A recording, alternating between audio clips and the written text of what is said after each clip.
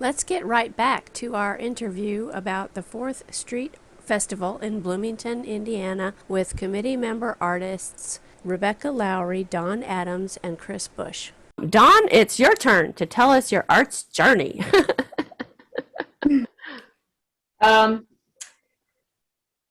my mom took some art, personal art lessons with a lady who had a studio and did art classes, and came home with paintings that I would look at and wouldn't believe that she did, because I couldn't figure out how she'd done it. And she said, well, would you like to do that? Take some classes? I said, yes.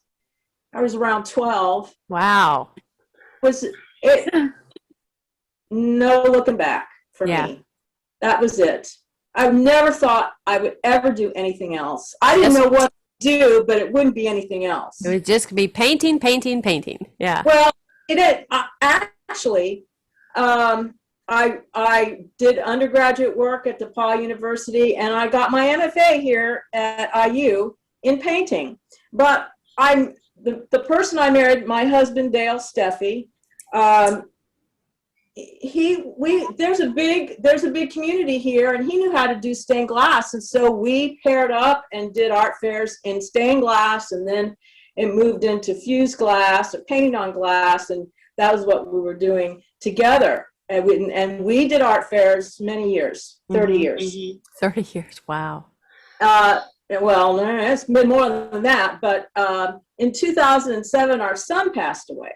Oh, I'm sorry. Oh, thank you. Yeah. That sort of blew up the thing. He was ready to give up making artwork. One of the things he did was he went out and scrounged he became a book collector. Okay. And he would go out every day and look in all the thrift stores and go to all the garage sales and buy books. And he ended up becoming a book scout and then a book dealer and built this book business.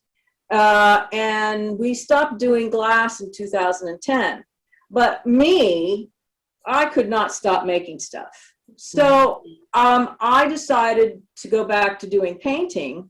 And I chose doing paintings that had soothing. I wanted it to be healing, rejuvenating, and I chose water mostly as the subject matter. So a lot of my paintings have that water component.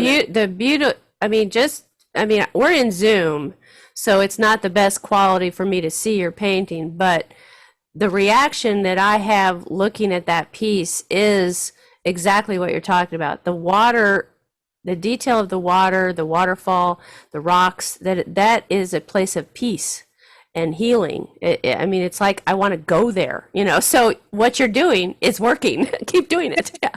So yeah. Thank you. This really nice thing about doing art fairs and his business is did really well during COVID. Some people did well. It's really interesting.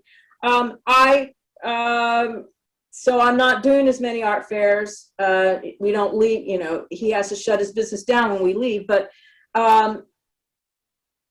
one thing that I really like about doing them, and I have sort of missed, is something that Kris alluded to earlier. And you really don't get this in galleries either, unless you happen to be there for an opening or something like that. And it's kind of formal. But you get to spend, I don't know, it's 10 hours one day and 9 hours another day talking to people and seeing how they respond to your work when they walk into your booth. Yeah, it's that connection with the people. Yeah, and that's invaluable. Are you, it starts with your idea. You put it on my case, the canvas, then you hang it up, and then somebody's got to look at it, and then what do they get it? You get to see that full circle. And that's something that art fairs provide that you just don't get any other place. You really don't. Yeah, you don't. Yeah, it's not ideal. I have a 10 by 10. My work is this is a 5-foot painting back here, and it doesn't fit very well with other 5-foot paintings in a 10 by 10 booth. Yeah, but but that whole idea of having it in a very accessible way, and then being able to talk to people and have them see your work, and that kind of communication is extraordinarily rewarding. So, I mean, doing art fairs is dang hard. I mean, all of you know. I mean, I've been crouched in pulling all my stuff down during tornado warnings. I've seen booths flying in the air. I've had a couple booths disappear. I mean, I know it is back-breaking work. I did it for 1 year when I first started selling paintings and photographs, and didn't have a clue what I was doing. I remember thinking, well, I got to get whatever this square thing is, because if you don't have square, you're not going to make sales. And I at least figured that out right away. And I did it for a year. And I like to tell people, I always made my booth fee and a little more. I always sold enough to make it worthwhile. But it was, especially for a person like me with heart and lung problems, it was really hard. And I didn't go far. I stayed very local, county local. And as the year progressed, I dwindled that down to not even the whole county, But I mean, I went every weekend, and it was very hard. And so when I hear you, all of you talk about doing it for years, and Dawn, doing it for decades. I have so much admiration for that passion and drive that you have to be that artist that goes and connects with people. Because the one thing I do miss about festivals and art fairs was connecting with people and having them come in my booth and talk to me about the pieces that they loved. And invariably, the pieces that people loved and bought were the pieces I thought were not good, the ones that I thought failed. My vision didn't work. It didn't happen. I failed in the execution. And those are the ones that everybody liked. I'm like, really? This one over here that's like perfect? You don't like that one?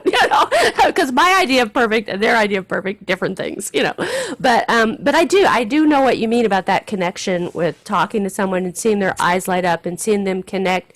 And 9 times out of 10, they end up telling you a story from their life about what that painting is talking to them and speaking to them. And it's such a bonding between the artist and the viewer. It's such a bonding moment. And you're right, you really don't get that in any other venue, even the gallery openings and things like that and receptions, because like you said, Dawn, those are a little more formal, and there's an awkwardness to standing by your work waiting for someone to come talk to you. It's just it's a little awkward. So yeah.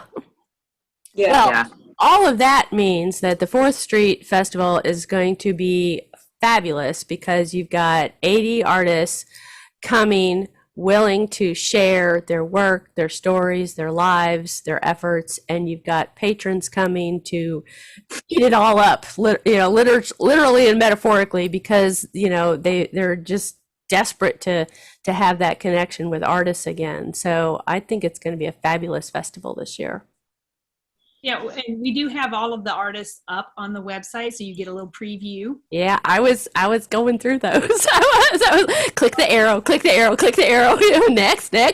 Yeah, I was enjoying looking at that. So I'll be looking at it virtually, because until Indiana has a fully vaccinated percentage in the high 80s, I will not be in public because of my risk factors. But I appreciate so much you guys taking time out of a Thursday evening. We're recording on a Thursday, and in the evening after a long day, and towards the end of a week, I appreciate so much you guys coming and being my guests at the round table, because I love hearing your arts journeys, hearing about the festival.